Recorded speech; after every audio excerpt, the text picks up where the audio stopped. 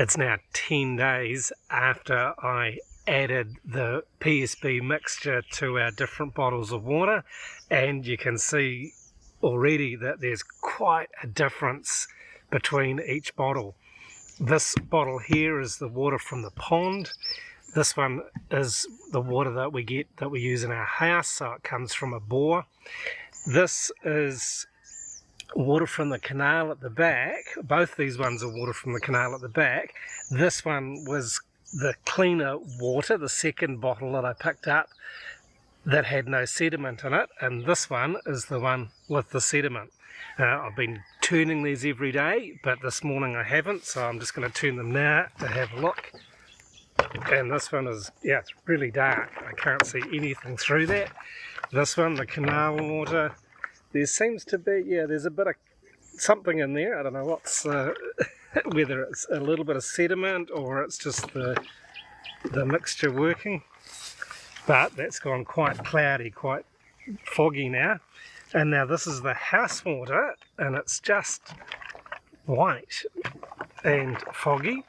And so is the pond water, and that's fascinating to me. A little bit of colour on the bottom of that bottle, but so far no colour showing in the water or what's in there.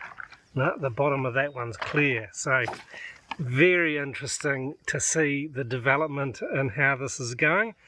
And we'll just continue to turn the bottles every day at least once and see what happens. But I'll just do the other test, the smell test.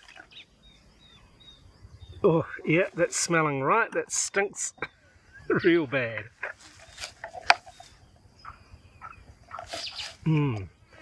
Smells bad, but not as strong. Instead of, yeah, don't know how to describe it, rotten I guess, but yeah, a little bit of similar odour in that one.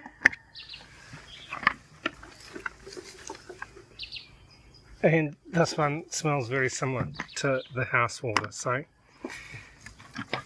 we'll just keep them sitting out here in the sun for another 3 weeks or so and just monitor the progress. But this one here, even after 10 days, looks like it's kind of ready, although it is looking more brown, especially when it's shaken up, than it looks sort of the normal red, sort of deep blood red colour that we get. Stay tuned, we'll keep you up to date. Thanks for watching.